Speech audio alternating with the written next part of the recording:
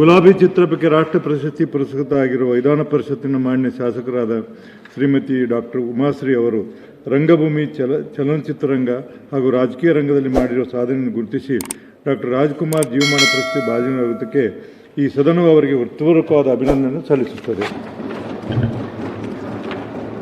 ಮಾನ್ಯ ಕಂದಾಯ ಸಚಿವರು ವಿಧಾನಸಭೆಯಿಂದ ಮಾನ್ಯ ಸಭಾಪತಿಗಳೇ ಒಂದು ನಿಮಿಷ ಅವಕಾಶ. ಮಾನ್ಯ ಸಭಾಪತಿಗಳೇ, ಇಂದು ಗೌರವಾನ್ವಿತ ಕರ್ನಾಟಕ ಸರ್ಕಾರದ ವಿಧಾನ ಪರಿಷತ್ನ ಈ ಸದನದಲ್ಲಿ ತಮ್ಮಿಂದಾದಿಯಾಗಿ ಎಲ್ಲ ವಿರೋಧ ಪಕ್ಷದ ನಾಯಕರುಗಳು, ಸದಸ್ಯರುಗಳು, ಆಡಳಿತ ಪಕ್ಷದ ಸದಸ್ಯರುಗಳು ಸರ್ವರು ಸಹ ಅಭಿನಂದನೆಯನ್ನು ಸಲ್ಲಿಸಿದ್ದೀರಿ. ಈ ಒಂದು 2019 ಪ್ರಶಸ್ತಿ ಇದು. ಇನ್ನೂ 5 ಪ್ರಶಸ್ತಿಗಳು ರಾಜ್ಯ ಸರ್ಕಾರ ಘೋಷಣೆ ಮಾಡಬೇಕಾಗಿದೆ, ಪೆಂಡಿಂಗ್ ಇದರಲ್ಲಿ. 2019 ಪ್ರಶಸ್ತಿಯನ್ನು ನವೆಂಬರ್ 3ನೇ ತಾರೀಕು ಕೊಟ್ಟಿದೆ. ಬದುಕಿನ ಸಾರ್ಥಕ ದಿನ ಮತ್ತು ಕ್ಷಣಗಳು ನನಗೆ ಬಂದದ್ದಕ್ಕೆ ನನ್ನ ಭಾಗ್ಯ ಅಂತ ಭಾವಿಸ್ತೇನೆ. ಎಲ್ಲರೂ ಬಹಳ ಶ್ರಮದಿಂದ ಕಾರ್ಯವನ್ನು ನಿರ್ವಹಿಸಿದ್ದಾರೆ, ಪಡೆದಿದ್ದಾರೆ. ಯಾವುದೇ ಶ್ರಮ ಇಲ್ಲದೆ ಯಾವುದನ್ನು ಸಾಧನೆ ಮಾಡಲಿಕ್ಕೆ ಸಾಧ್ಯವಿಲ್ಲ. ಹೌದಾದರೂ ಕೂಡ ಈ ಸಾಧನೆಯ ಹಿಂದೆ ಒಂದು ಕಲ್ಲನ್ನು ಮೂರ್ತಿ ಮಾಡಬೇಕಾದ್ರೆ ಅದು ರಾಜಕೀಯ ಇರಬಹುದು ಅಥವಾ ನನ್ನ ವೃತ್ತಿ ಇರ್ಬೋದು.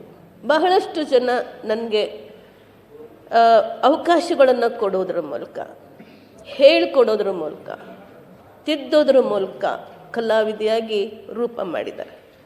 ಅದು ರಂಗಭೂಮಿ ಇರ್ಬೋದು. ಅಂದರೆ ನಾನು 1977ರಲ್ಲಿ ನನ್ನ ಮುಖಕ್ಕೆ ಬಣ್ಣ ಹಚ್ಚಿ ಗೆಜ್ಜೆ ಕಟ್ಟಿ ದರ್ಬಾರ್ ಡ್ಯಾನ್ಸರ್ ಮೂಲಕ 50 ರೂಪಾಯಿ ಒಂದು ಸಂಭಾವನೆಯ ಮೂಲಕ ಎಂಟ್ರಿ ಆದವಳು ಪೌರಾಣಿಕ ನಾಟಕದಲ್ಲಿ. ಆಗ ನನ್ನ ಮಗ ಇನ್ನೂ 2 ತಿಂಗಳ ಮಗು ಇದ್ದ. ಇವತ್ತಿಗೆ ಬಹುಶಃ ಇನ್ನೊಂದು ವರ್ಷ ಕಳೆದ್ರೆ ನನಗೆ 69, 6 ತಿಂಗಳು ಕಳೆದ್ರೆ 69 ತುಂಬಿ 70ನೇ ವಯಸ್ಸಿಗೆ ಹೋಗ್ತಾನೆ. ವೃತ್ತಿಗೆ ಬಂದು ಬಹುಶಃ 50 ವರ್ಷಗಳ ಸನಿಹಕ್ಕೆ ಹೋಗ್ತಾನೆ. 70 ಮತ್ತು 50 ಈ 2 ಅನುಭವ.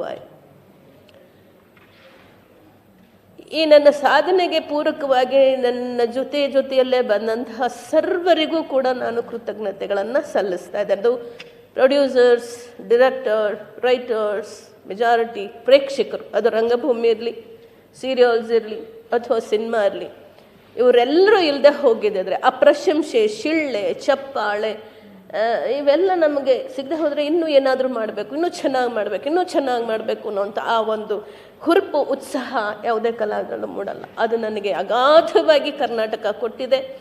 ಅದನ್ನು ಬಳಸ್ಕೊಂಡಿದ್ದೇನೆ, ಉಳಿಸ್ಕೊಳ್ಳೋ ಪ್ರಯತ್ನನೂ ಮುಂದೆ ಮಾಡ್ತೇನೆ. ಇಲ್ಲಿವರೆಗೂ ಉಳಿಸ್ಕೊಂಡು ಬಂದಿದ್ದೇನೆ.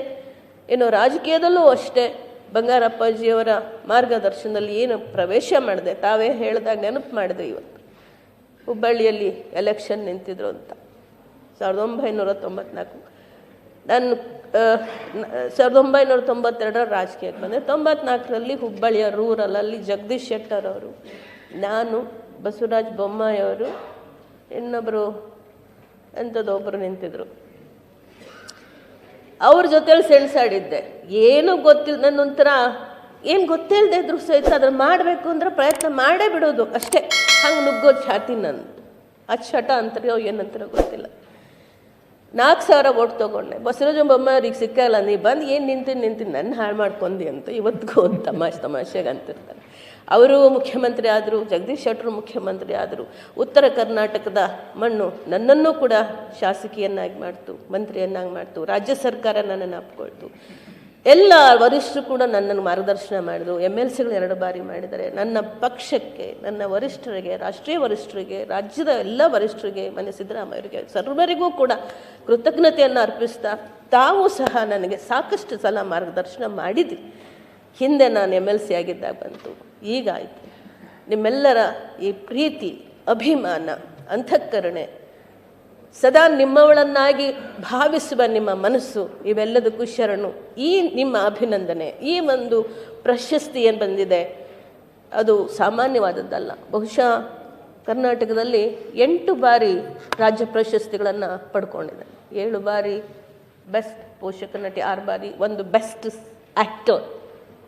ಬರೀ ಹೀರೋಯಿನ್ಗಳು ಕೊಡ್ತಾರೆ, ಬಟ್ ನನಗೂ ಕೂಡ ಗುಲಾಬಿ ಟ್ಯಾಕ್ಸಲ್ಲಿ ಕೊಟ್ಟರು. ಇದು ಸೇರಿದರೆ ಡಾಕ್ಟರ್ ರಾಜ್ಕುಮಾರ್ ಅವ್ರ ಪ್ರಶಸ್ತಿ.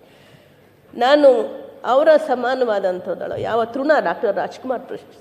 ಡಾಕ್ಟರ್ ರಾಜ್ಕುಮಾರ್ ಅವರಿಗೆ ಸಮಾನರಲ್ಲ, ಆದರೆ ಅವರ ಹೆಸರಿನ ಪ್ರಶಸ್ತಿ ತಗೊಳೋದಕ್ಕೆ ನಂಗೆ ತುಂಬ ಖುಷಿ. ರಾಜ್ಯ ಸರ್ಕಾರ ಕೊಟ್ಟಿದ್ದಕ್ಕೂ ನಾನು ಅವರಿಗೆ ಅಭಿನಂದನೆ ಸಲ್ಲಿಸ್ತೇನೆ. ಈ ಒಂದು ಸಾರ್ಥಕ ಸಾಧನೆಯ ಪ್ರಶಸ್ತಿಗಳನ್ನು ನಾನು ಇವತ್ತು ಯಾರಿಗಾದ್ರೂ ಅರ್ಪಿಸಿದರೆ, ಇಂತಹ ಒಂದು ಶಕ್ತಿಯನ್ನು ನನ್ನಲ್ಲಿ ಕೊಟ್ಟು ಈ ಯುಕ್ತಿಯನ್ನು ಬುದ್ಧಿಶಕ್ತಿಯನ್ನು ಕೊಟ್ಟಿದ್ದ ನನ್ನ ಹಡೆದ ತಾಯಿ ನಿಂಗವ್ವ, ಆಕೆಗೆ ಅರ್ಪಿಸ್ತೇನೆ.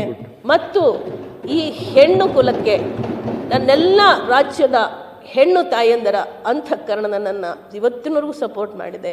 ಆ ಹೆಣ್ಣು ಶಕ್ತಿಗೆ, ರಾಜ್ಯದ ಎಲ್ಲ ಹೆಣ್ಣು ಶಕ್ತಿಗಳಿಗೆ ಈ ಸಾಧನೆಯನ್ನು ಅರ್ಪಿಸ್ತೇನೆ ಅಂತ ನಾನು ನಿಮ್ಮೆಲ್ಲರಿಗೂ ಕೃತಜ್ಞತೆ.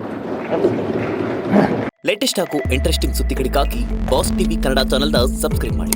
ಹಾಗೆಯೇ ಬೆಲ್ ಐಕಾನ್ ಪ್ರೆಸ್ ಮಾಡಿ. ಇದರ ಜೊತೆಗೆ ಫೇಸ್ಬುಕ್, ಇನ್ಸ್ಟಾಗ್ರಾಮ್, ಎಕ್ಸ್ನಲ್ಲೂ ಮಿಸ್ ಮಾಡದೆ ಫಾಲೋ ಮಾಡಿ.